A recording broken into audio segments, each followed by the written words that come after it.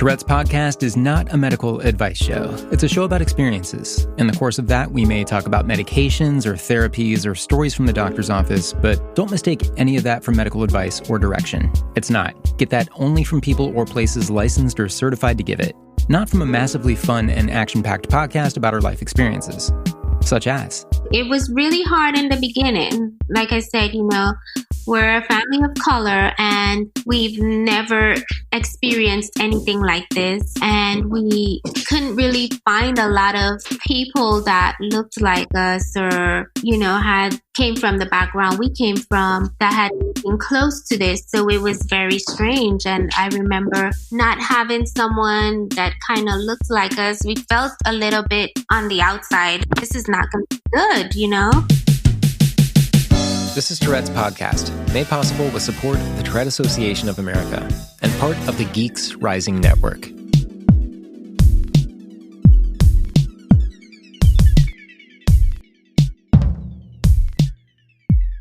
When you don't see yourself in the everyday conversation, the everyday portrayal, the everyday slate of leadership and authority, you can feel isolated. And it's not really made better when the inclusion doesn't capture the heart of the experience. The Tourette community knows this, but we've heard in this podcast several times from people of color in the Tourette community that they don't always see themselves in the community portrayals, which is a really important thing to point out, and I'm glad our guest underlines that this week, while also giving praise to the Tourette Association of America for doing good work with its Instagram page featuring Touretters from all different walks of life and cultures. It's so important. And of course, we heard from Tourette Association President Amanda Talty a few episodes ago on the importance of diversity in the work they're doing. But that's not all we talk about this week. What I like about this conversation ahead is that it feels like a dinner table conversation. It's really nice. I'm talking with a mother who's really had to fight for her son. She loads us up on advice in that regard for advocating at school, understanding acceptance, and just not giving up. It's powerful. It's a great one for parents to listen to, but even if you're not a parent, which I'm not, I think you're going to love this episode. Remember last week I was so cluttered up over here that I totally lost a question that one of our listeners sent in? Apologies to Kelly, who just swooped back into my inbox and resent that question. Here's the email. Hi, Ben and podcast. I've been struggling with insomnia so much recently. Until recently, I've shrugged it off because I haven't been very active during quarantine. I figured that I just had too much energy since I wasn't doing as much as normal throughout the day. However, even when I do more things like work out, I still struggle to sleep. The other day, I babysat 3 little kids for 7 hours, and I was unable to get to sleep early and stay asleep through the night. What do you guys suggest for insomnia? I am tired and want to sleep. So much love to everyone through this difficult time. Kelly.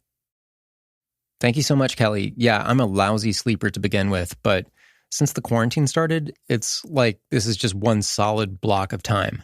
Because I'm not going anywhere. I'm not getting up at the usual early hour to do the ritualistic things that I do to get ready, for the drive to work.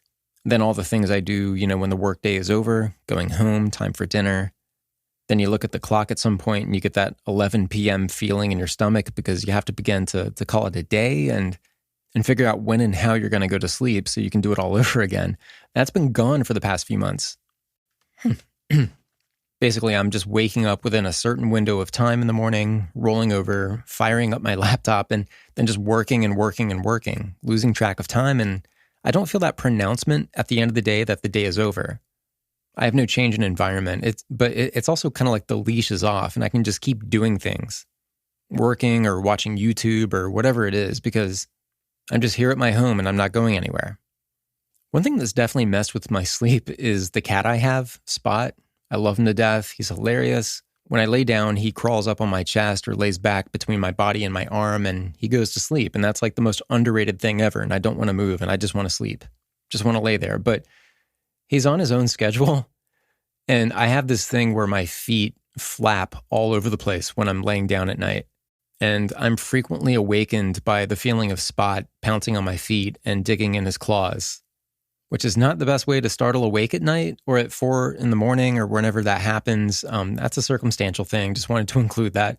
Either way, I'm a bad sleeper. But I do take medication to wind me down at the end of the day. About 30 minutes before I'm ready to sleep, I take, and this is just something prescribed to me. This is not medical advice. You got to talk to your doctor to see what's right for you, but this is just me. but I take trazodone, which is a fairly common drug, I think. It just kind of turns my brain off at night. And before I do this, I've gotten into the habit of dimming the lighting around the house, like turning off all the overhead lights or certain lamps, like maybe around 9 or 10 p.m. for me, just to make things more nocturnal and just get me in the mode that it's at the end of the day and it's dark out. And I'm terrible at this, but I try to stay away from my phone screen for a little bit before bed. Again, I'm totally awful at this, and I'm not an accomplished sleeper. That's just me. But there's a lot of literature online about the intersection of Tourette syndrome and sleep challenges. And the Tourette Association of America does have a past webinar that you can access on this topic of sleep problems. It's focused on youth specifically, but I'm going to include the link in the show notes with this episode at tourettespodcast.com. It's definitely worth checking out. You can also find it at tourette.org. It's also on YouTube. The title is Sleep Problems and Management in Youth with Tourette Syndrome. And this is with Dr. Emily Ricketts, who I got to meet a while back. She's really cool. Sleep Problems and Management in Youth with Tourette Syndrome. That's the name of the video. It's a webinar, I think from last December. I know what I'm saying here doesn't specifically address insomnia, but this is what I can speak to. Hopefully some of this is helpful. But not to neglect the fact that Kelly's question was directed toward you guys. What are your sleep stories, and what do you do for the sake of good sleep? Tourette'sPodcast@gmail.com, or you can respond to Kelly's question directly in the Tourette's Podcast discussion group on Facebook, which, by the way, just crossed the threshold of 400 dedicated members, which is awesome that there's that level of interest. Looking at the analytics for the podcast, the listenership, way more people listen to the episodes. So if you're a listener who hasn't checked out the discussion group yet, I invite you to. Again, it's a closed group. You got to answer a couple qualifying questions to get you in so we know that you're not a robot or a troll. But it's really quick and easy. And thanks to our admin, Sophia, it's a really positive, supportive kind of place where you can ask questions, comment, leave your thoughts about TS or something you heard on the podcast. I was actually just talking with Sophia about how odd these remote meetings are. Like at my job, we have frequent meetings over Zoom, which I guess a lot of you might be familiar with. It's like a FaceTime kind of application where you can meet virtually with a bunch of people at once. And how it works is if you start talking, it puts you on the screen automatically.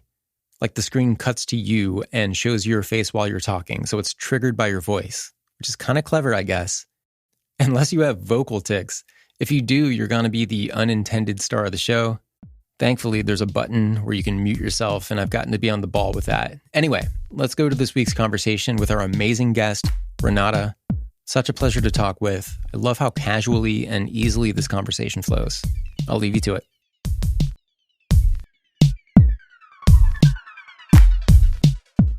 Okay, my name is Rinada. I'm originally from the Caribbean, but we live in southeast part of the U.S. And I currently work as a nurse. I also do nails on the side, so that's kind of like my escape from it all. So you're the mother of someone with TS. How old is this person? 15 right now. 15. Okay. So was it a recent diagnosis, or was this something that happened, 10 years ago, or kind of how deep are you into this? So he was actually diagnosed at the age of 10. 10. Okay. Was there a period of time where, what was it, sort of years trying to figure out what it is? I mean, some people I talked to, they knew that they had something, when they were a kid, but they didn't get diagnosed until they were in their 20s or something. Sometimes it's a long process to kind of get to that. And plus the diagnosis, it can either be something that, kind of feels good because you have an answer and you have kind of a definition for what you're going through. At the same time, it can be kind of scary at the same time because it's a brand new thing. And it's like, oh boy, I got this. I have Tourette syndrome now. What is this going to mean for my life? Like how long were you observing this before the diagnosis came? I think it was several months that we as Mikai's parents noticed something was different. And I don't know how long he felt any difference, but for us, it was months before I decided, okay, we need to take him to a doctor and find out what's going on. Did you have any kind of idea ahead of time, or did you kind of go to a general doctor and that doctor said, okay, based on the clues I'm seeing here, I got to refer you to a neurologist? Or, I've heard of some people going to like an allergy doctor thinking, there might be something there. Did you have kind of an idea? So fortunately for me, being in the healthcare field and, seeing what was happening with him, I started doing research along with my husband. And the only thing that really stood out to me was like, oh my gosh, this looks like it's Tourette's, but I don't know anyone that has Tourette's. And I've never really experienced, anyone with Tourette's. So I wasn't sure. But I went to the doctor. We went to his primary care doctor first. And I told her, I said, I think he's showing signs of Tourette's, whatever that meant, because I didn't know, what else it could be. Yeah. And he was, at the time, he did have symptoms like physical tics, both vocal as well as he had the vocal and the motor tics. Right. So she agreed at that time that, yes, this is what it looks like, but let's send him to a neurologist. And so we went to a neurologist, and the first visit, the neurologist said he has Tourette's. And during my research, I'm like, well, usually it takes some time before they confirm the diagnosis. So I was kind of surprised. Yeah. But we could not get in to see a children's specialist at that time. So I continued with the neurologist that we had went to initially for probably about 6 months. And then we got into the children's specialist, and they said, well, we have to call it a tic diagnosis now until it's been at least a year with the symptoms. So from there, that's how it all kind of unfolded. So did it feel good at that point to at least kind of have a roadmap, have something that you could call it versus not knowing what it is? Or did that kind of add some anxiety thinking, this is Tourette syndrome, I'm not sure what this means? It definitely added some anxiety. Because then, not only did we had a diagnosis, but we really didn't have any clear path as to what that meant. One doctor told us that it's genetic. Another doctor told us that, no, it's not. It can be just this one family member has it, or, it's possible that no one else has it. And we don't know of anyone else in our families that has ever been diagnosed or has shown signs. I mean, right. I know it's highly undiagnosed, but, it was very confusing. It was very scary. It was difficult at first with school, but, we just kind of got through it. Now, as far as for my son, I'm not sure how he felt. He kind of embraced it to some extent, but I did notice that his personality changed after that. How so? Was it, sometimes with TS, it can come with things like depression, anxiety, things that can influence your mood. Was it anything like that, or what were you seeing?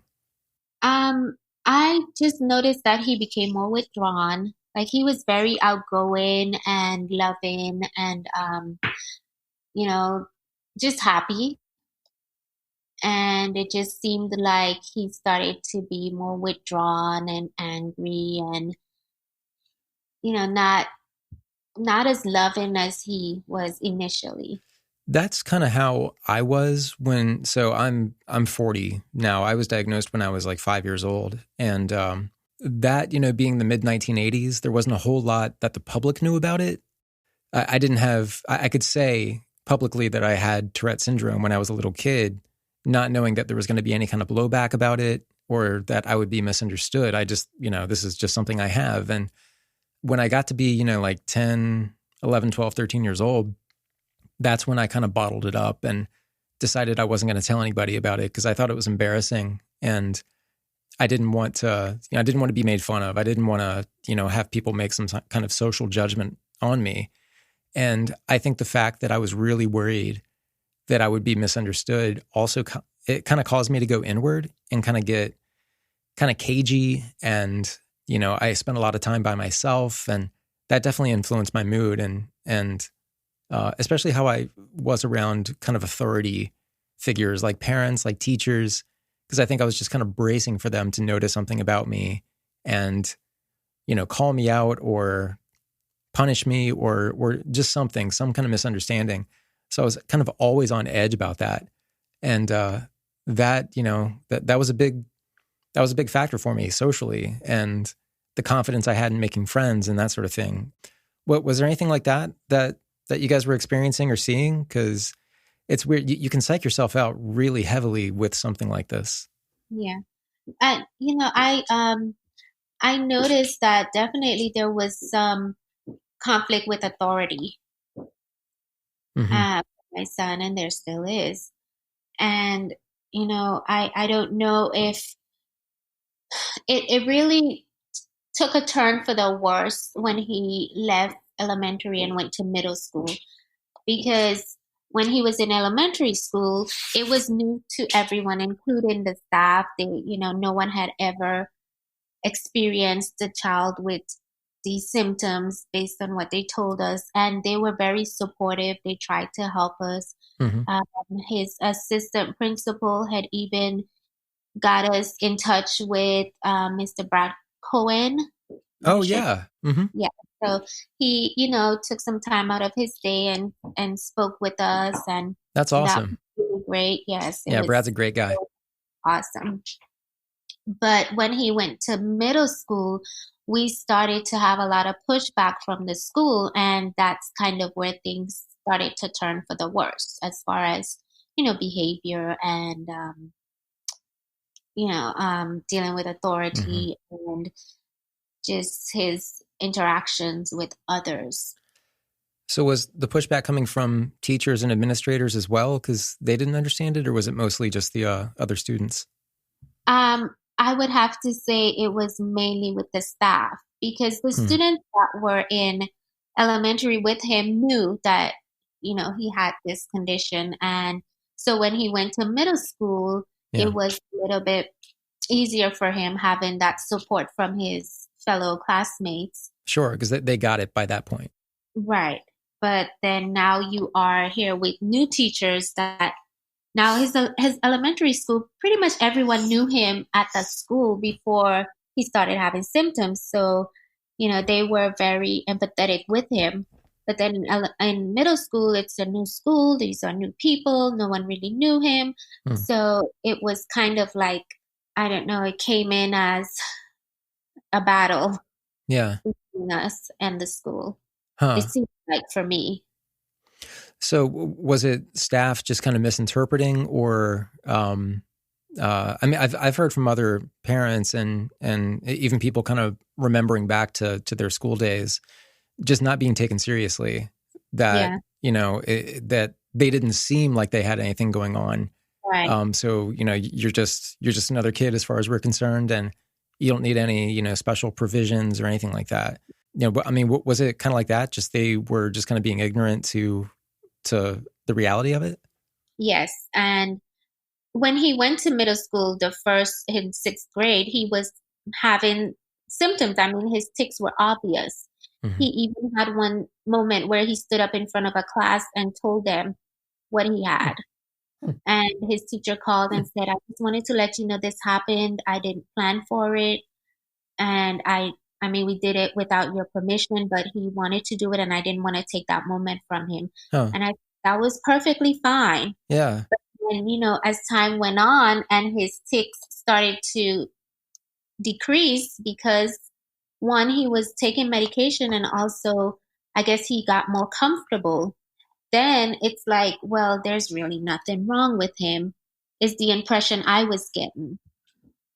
So it was a Yeah. battle to kind of get them to understand that it takes a little extra for him to get certain things done, and you have to be a little more patient, and you have to provide certain accommodations that may not be easy for you as the teacher, but this has to happen for him to be successful.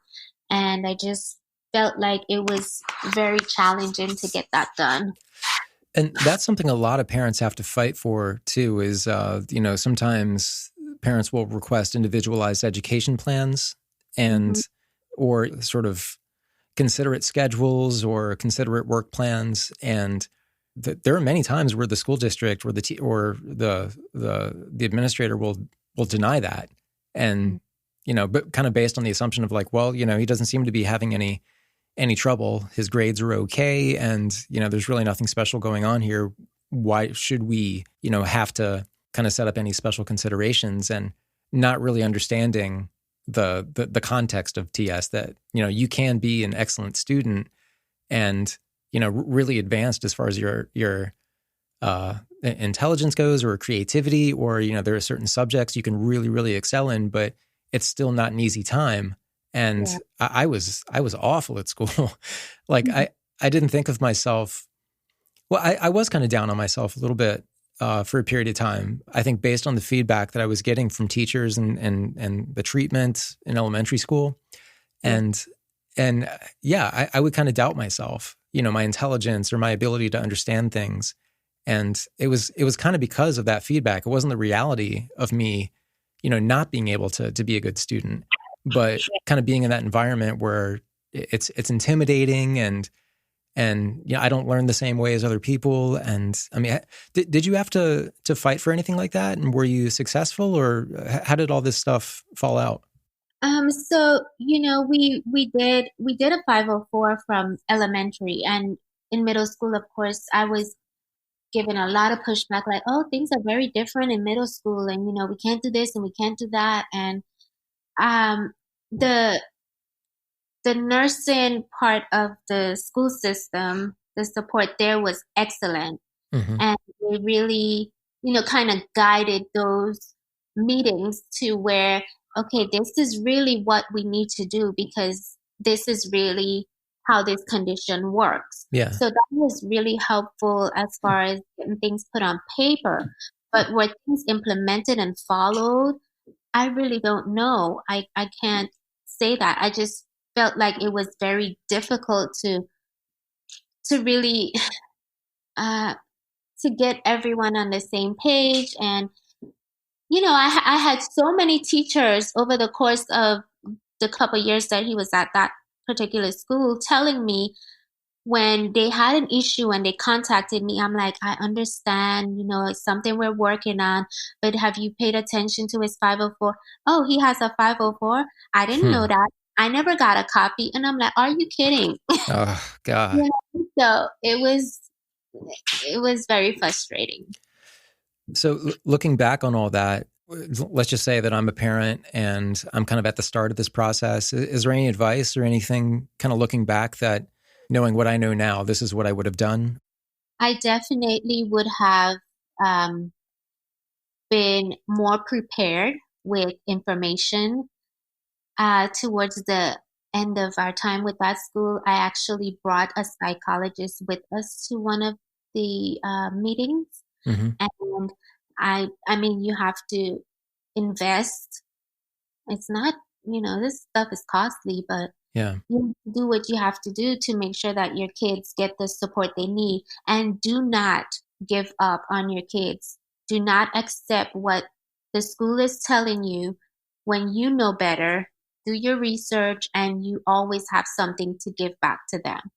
Some feedback for them, like, this is not going to work because this is how my child learns, or this is what is expected. And legally, they are supposed to implement these accommodations. So definitely know your student and fight for them, and get as much information as you can to present to your school, and take every action possible to make sure that what your child needs, they get.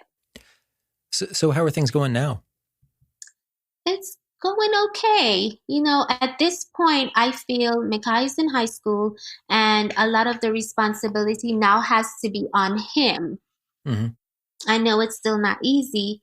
Mm-hmm. And, I feel that right now, so far, his teachers have been really trying to help him be successful.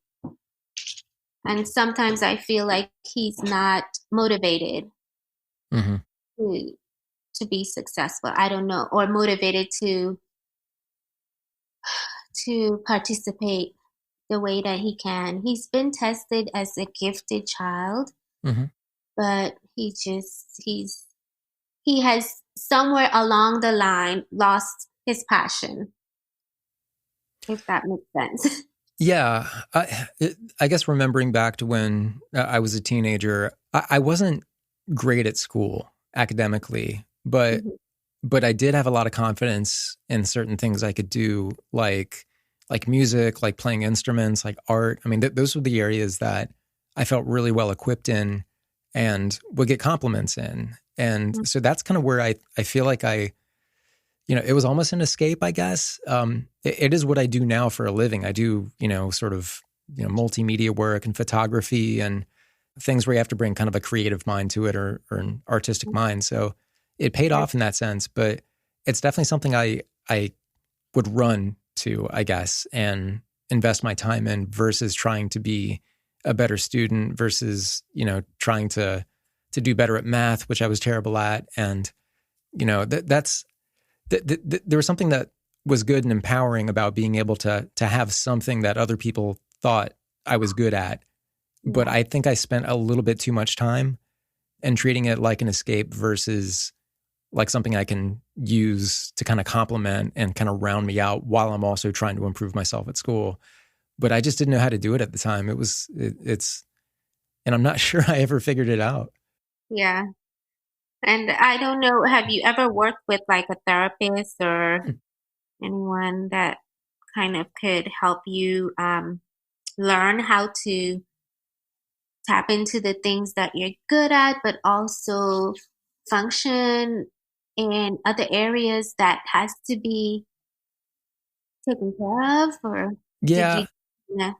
yeah. I had a therapist kind of going through high school and again, I think into a little bit of college. I actually had the same doctor for a pretty long period of time, and he Mm, was a medical doctor, but we kind of did therapeutic exercises, and he did things that would give me structure, almost like incentives, I guess, to knock out the work that I needed to do with school, and I did have a few victories with that. I got an A in math one time, and I couldn't even believe it. It was like how did I do this, But it was because I was given a sense of structure and some kind of boundaries to work inside. And that's something I still have to kind of police myself with. I do this thing where I have to, this is something my current therapist has advised me to do. I'll lay out these Post-it notes that sometimes I write the night before, just as soon as I know what it is I have to do with my day. I'll write one task on a Post-it note. Then on another Post-it note before that, it's the next task. And then I'll write, take a break. And it just gives me kind of practical structure. And that's something that I did learn from my childhood that does work. I just have to think to do it or have somebody to tell me to do it because I can really easily, I have really bad ADD as well. So I can okay. really kind of get off track and bam, I find myself editing photos just for fun when I should be working. And Yeah. so, yeah, it takes a lot of policing, I think. Yeah. Yeah. He has ADHD too, so Yeah. that um that diagnosis came like in the seventh grade. So Yeah, I think I was maybe 8 or 9 when the ADD diagnosis landed, and it's a real thing. It's difficult. It's sometimes something that people doubt, where they think, well, it's just we're overstimulated with things now and smartphones, and like yeah, mhm. we are, but it's also a real thing, and Yeah. it's a real challenge. To this day, I still deal with it. In addition to sleep issues, it's Hmm. sometimes hard to bring myself to even want to go to sleep. Yeah. Um, do you guys deal with other things like that? Oh yeah. We've always dealt with insomnia. That has been something that has always been an issue with him, even as a really young child. So, when when you start studying and you learn that this is something that they may have been experiencing long before they actually got a diagnosis, I can definitely go back to some times where I'm like, yeah, he's always had an issue with sleeping, and he used to be very upset whenever he was sleepy as a baby. Yeah. So he still has a lot of issues with that and ADHD. Um, and he is prescribed medication, Okay. but he's not very compliant. So that's an issue also. Does the medication come with any side effects or anything like that? I mean, that's something I had to deal with too, is trying to find the right management tool that there was still enough incentive to take it where it got me where I needed to be, but didn't kind of sideline me with these other things that medication can sometimes do to you. And that's his biggest complaint, is he does not like how they make him feel. Yeah. So he rather not take it. And I mean, only if things got really, really bad would he attempt to take it. And as soon as he starts to improve, then he's like, okay, I'm done. I don't need it anymore. I don't want it anymore. So he sounds exactly like me. When I was that age, I mean, that's exactly how I went about it. I was on this one drug called anafranil, and I did not like it. You could see, I guess, some of the positives that it would have in terms of, I guess, mood regulation and kind of getting me to the place where I, could sleep at the end of the day. But I didn't enjoy it, and it didn't make me feel like I, was at my best during the day. And I think the trick to that, and this is also based on what other people have told me too, is that, it's kind of a multi-tiered thing, trying to manage what you have going on, whether it's tics or sleep issues, whatever you want to control. That there's medication to a degree, but then, you kind of, you also maybe need to introduce some other sort of, habit practices that kind of make you feel better about what you're doing during the day. And it's easier said than done. It's kind of hard to find, but have you guys kind of figured out a balance, or is it still kind of an ongoing thing to search for? it's definitely ongoing. We have moments where certain things we're doing seem to be working well, and then all of a sudden it's like, okay, we gotta abandon that and try something else. Yeah. So, and with the ADHD, he is on medication during school to kind of help him focus, because that seems to be the biggest issue right now. Yeah. With school is the ADHD more so than the obvious tics. Yeah. So he's on medication to help him with that, which helps, but then it makes his tics worse, or come or are more noticeable to other people. And it's just like, you just can't win. Sometimes you just feel so defeated. We'll be right back.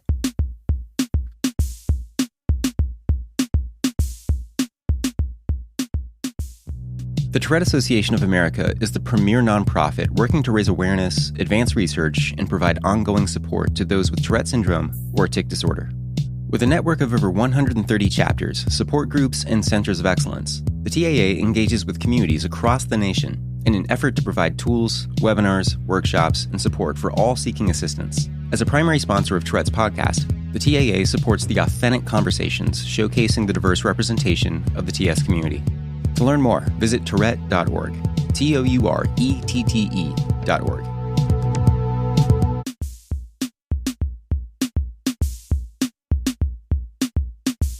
And sometimes there can be so much emphasis on controlling the tics when the tics aren't even necessarily the worst part of it. Maybe it is the focus issues or the lack of sleep, or I kind of feel like I'm just speaking for myself, if some of that stuff was medicated, the tics might have been a little bit less of an issue, because in my case, they were kind of stress induced. And, if I had a panicky situation, sometimes my tics would come out a lot more. Do you see that in Micaiah? Do they seem to be kind of brought out by certain situations, or? Absolutely. Yeah. Definitely. There's definitely a stress trigger for him. with the tics being more noticeable to us. You know, I Hmm. always try to tell even his teachers and stuff in school, even though we may not see that he's having tics, he may still have them. So Yeah. we just kind of assume that he's all good and well, and you know, you think that, oh, he should be finished with this assignment. You don't know. He often has the eye rolling tic. And I can Oh, I only got that. imagine, Yeah. yeah, you know, that's got to be really hard trying to read some assignment and complete stuff when your eye is just constantly moving in a different direction. Yeah. And Yeah. it may not be very noticeable to someone unless you're sitting there staring at him, trying to figure out if something's wrong. But it's very noticeable to him. So these are the kinds of things that I try to emphasize for his teachers to understand when they're assigning work and stuff like that. But, you know, it's definitely a stress trigger for him with the tics being more obvious. I think for our family as well, our biggest thing too is that initially is we wanted to control the tics. We're Hmm. like, oh my God, we don't want people staring. We don't want, you know, him to be picked on. So we need to figure out how to stop this. Yeah. So that was a big focus rather than looking into all the other things that may have been going on. And it's such an important point that you made too about the self-awareness where, it may be something, maybe a tic that's not, you know, if you ask 100 people around, maybe just a few people will say they notice something, but it may not be, the tics may not be incredibly conspicuous, but you yourself could be really painfully aware of the tics that you're doing. And I remember, especially that age, it was always on my mind. And there was always ways I was trying to cover up my tics and mask them. And, like where I would add like a cough to a vocal tic to make it sound a little bit more normal, or I would stretch in conjunction with a bodily tic, just so it wouldn't look too out of the ordinary. Yeah. And that stuff I just kind of coded in myself to do all the time. So if there were teachers who were like, well, I didn't really notice anything, or he had a good day. I didn't see him ticking much today. It's, you don't really know. I, you know, I would definitely have really bad tic days or days where I would give myself a headache or, just kind of cause myself these extra layers of exertion and work to try to control my tics and make sure that people weren't noticing them. And that could be really, really tiring and distracting from what I should be focusing on. I mean, it's a really great point you made about that, there shouldn't be an assumption that the tics, I didn't really notice much of them today. Looks like they're not that big of a deal. They could definitely be still a big deal. It could always be on your mind. And that's important for a lot of people to remember. Right. Yeah. A big part of this is sort of like the self-acceptance piece, which, to be honest, I didn't do myself until, a couple of years ago, really, until I was like 38 years old or 37 years old. Mm-hmm. And that's when I started the podcast. I wanted to find a way to talk about it and talk to other people about it so I would feel a little bit less isolated. So I'd have, peers to relate to who, I didn't have to over-explain myself. People just kind of automatically got it because they had the same experience. Yeah. And a lot of people I talk to on the podcast are still kind of going through the process of self-accepting. And in some cases, they haven't told other people, haven't told their friends about it. They're worried about, being misjudged and how you be perceived. What's that like for you guys? Is it, do his friends know about it? Is it difficult to cover up? How's it going there? So I thought, because in middle school, I told you he went to school with the kids that were in elementary that knew, Mm-hmm. and then we ended up leaving that middle school, and he finished his 8th grade year at a different school. So these are completely new kids, and I was very nervous about that. And they're still his friends now going into high school. And so I thought that he never told them about it because his tics had, they're not as noticeable. Mm-hmm. But he said to me that he has. They are aware. Nice. So that's a good thing. But I always wonder like if he has told his new friends and how do they feel about it. And so I don't know. He said he did. So I just have to go Yeah. with that. It's kind of an awkward thing because it's, I don't even really know what the best way is to kind of bring it up. I usually wait until it's just kind of in the air and it's obvious, or somebody asks about it, or someone mentions Tourette syndrome, or and then I'll jump in and like, well, yeah, I deal with that too. Mm-hmm. I'm still trying to get good at that. I can't bring it up out of the blue with anybody. And sometimes I cage up when I am ticking around, say, like a new coworker. And, Yeah. I was pretty good about it with the current team I work with. They all know, and they're really cool about it. Shout out to my colleagues. But, when someone new comes on the team, or, I'm interacting with a new group of people, I do become kind of painfully aware of myself. Sometimes I don't talk much. I can be very quiet until somebody addresses me and has a question for me, and then I'm a motor mouth. But I just, it makes me think too much about myself, and I haven't really figured out the best way to bring it up to people to where they'll understand or not associate it with something that it isn't, or there's like the South Park version of it, or Deuce Bigelow, or these movies that have kind of given people the wrong impression. Yeah. And Yeah. and it's like, even when I begin to talk about it, I think I kind of worry where that person's brain is going. Like they're like, oh, they're reassessing me. They're going to think about me differently now. And, I worry way too much about that stuff. And I haven't really figured out the best way to do it other than just to kind of own it whenever I can. And, and then hopefully they'll judge me by, what I bring to the table versus, what I am. And there's that whole saying, like, I have Tourette's, but Tourette's doesn't have me. And it's difficult because sometimes it does have me, and it causes me to think in ways that are kind of self-defeating. But overall, I get really encouraged by the people, especially the young people I see, who totally just leap on it and they own it. They have a way of explaining it. And if there's someone in their social circle who doesn't understand it or makes fun of them, then, that's kind of on them. And they're the ones who end up looking immature at the end of the day. Right. And, one of the things that I would say as a parent is I feel a need sometimes to kind of tell people. And Mm-hmm. I mean, my kid is still a minor, so I try to ask him, hey, is it okay? Or, Mm-hmm. and I'm always speaking, I'm like just letting people know just in case something comes up that they're not like, oh, what's going on? You Right. know? And I don't know that that is helpful to him or hurtful to him.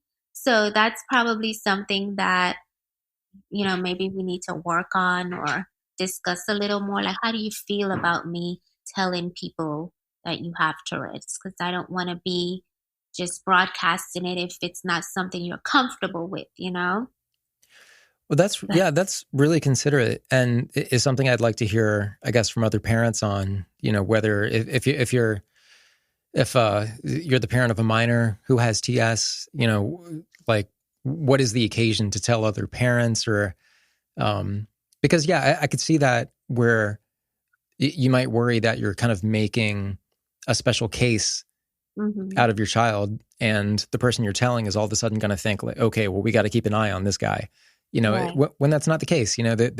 They're as creative and smart, and just fill in the blank. You're a normal kid. I put normal in quotes, but you just have these extra considerations. And I guess I talk about this so much on the podcast, and people kind of know what I'm about to say, but the sort of strength, I guess, of being in that position of having TS is that you are typically more of an empathetic and understanding person, especially if somebody else has a vulnerability in their life that they might be ashamed of. It's a really, really great way to connect with people and kind of show that if you have owned it and you do self-accept, there's that way of just kind of like, it communicates a lot to the people around you, even if they don't show it or acknowledge it at first. It is a huge sign of strength, I think, to be able to just kind of show up with this vulnerability, and then the other people around you might feel more comfortable in talking about themselves, and And I've definitely noticed that with my coworkers, and where, like if there is something sensitive to their life that they want to talk about, sometimes they do come to me and talk about it because they know that I have this background where I'm going to understand it. That sense of empathy, I think, is really important, and ends up being something that you bring to the table when you are associating with other people. And that's something I wish the outside world understood more, I guess. Yeah, I agree. Yeah. What do you think are the biggest challenges that are still on the table for you? I think mainly I worry about our family in general. I don't think people outside of our household understands completely what we have to deal with. And um, so, I worry about that. Also, with him, he's now going into his early adulthood Yeah. and just trying to figure out his independence and dealing with the world and coping with everything that we have to deal with as Yeah. adults. I still think that we are not prepared for that challenge.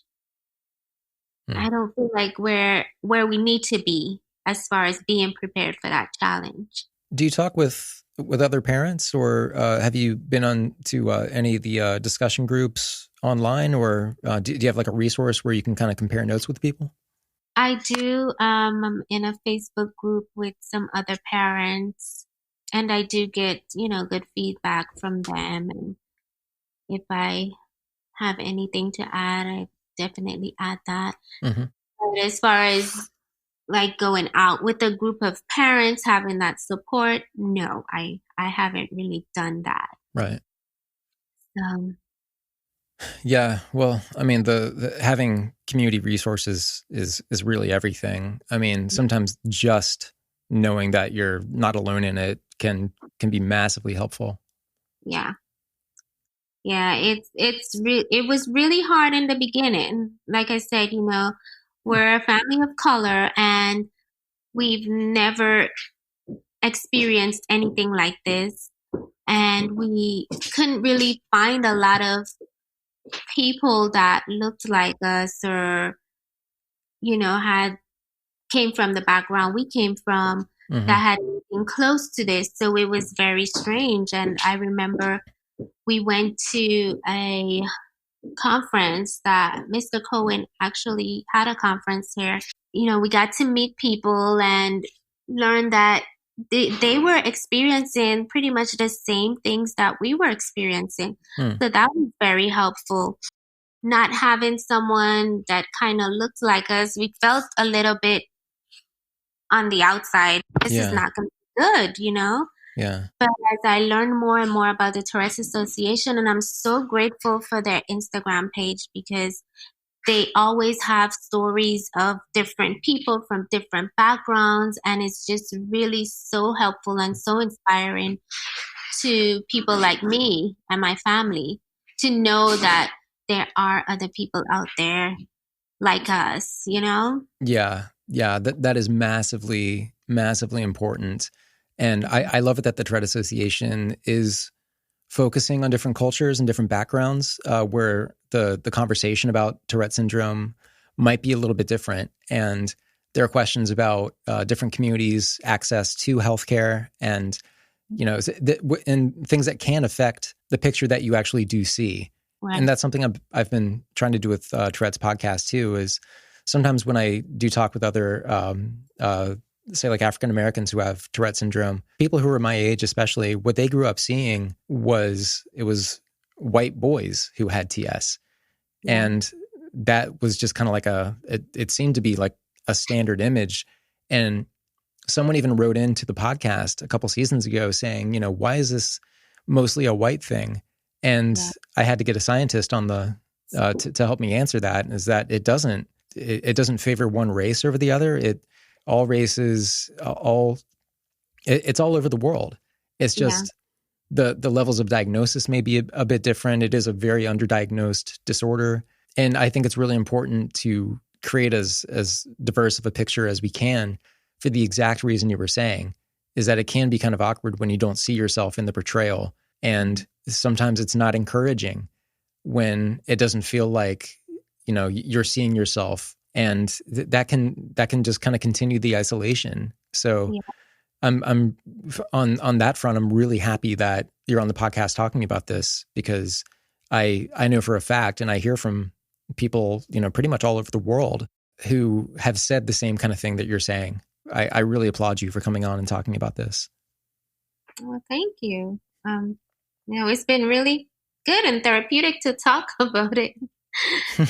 So.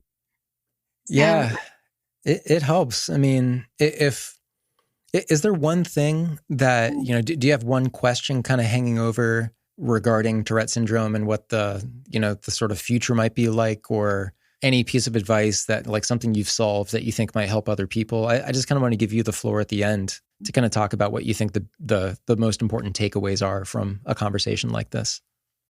I think for me, my biggest takeaway, and again, this is coming from someone that is from the Caribbean, and this is something that I probably would have never, well, not never, but we probably would not have had a diagnosis anytime, in the time frame that we actually got one, had we been there, versus being in the United States. And I just would really like to let people know that, we have to pay attention to things that are odd, and we have to investigate. We have to not give up on our kids.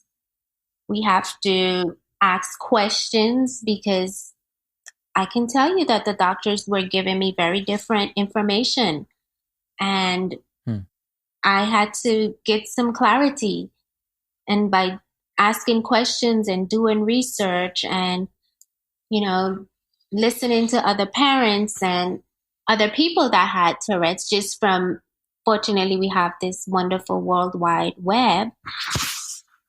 It really helped our family to come to grips, per se, with what we were facing and learn how to manage it. And by managing, I mean giving our son the freedom to be who he is, and not trying to hold back, not trying to make him embarrassed or hold back his tics or try to change his personality because of our own insecurities with not knowing what we were facing. So I definitely encourage anyone that faces this to really be an advocate for yourself, for your family member. Learn as much as you can, ask as many questions as you need to, and just know that you are your own normal. I love the way you said that, especially the point about kind of letting him be himself. If you hyper focus on maybe what's wrong, sometimes you view yourself, and this can happen to everybody.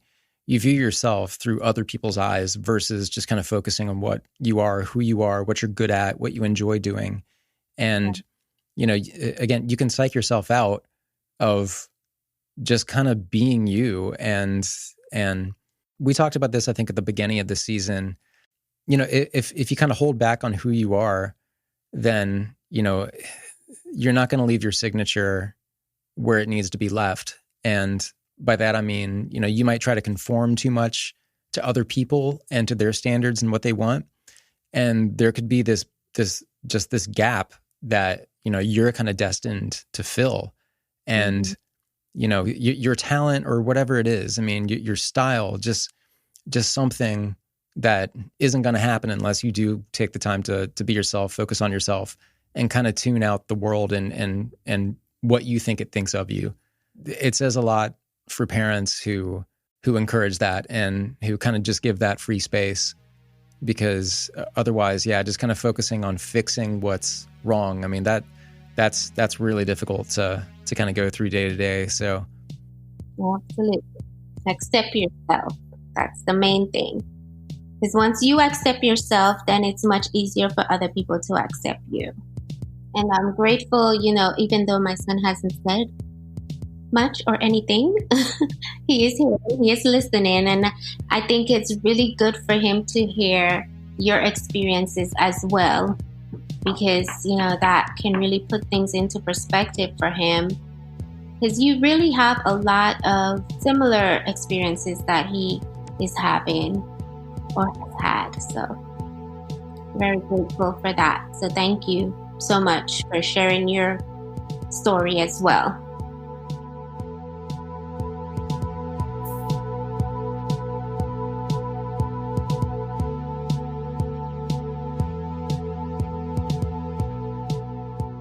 Thanks for listening. Huge thanks to Rinada and her family, and for being a solid mom. Let me know what you thought of this episode. tourettespodcast@gmail.com. We've dropped off a bit on the voice memos you guys were sending in. Let's pick that back up. I love hearing your voice, if you're comfortable with that. No pressure.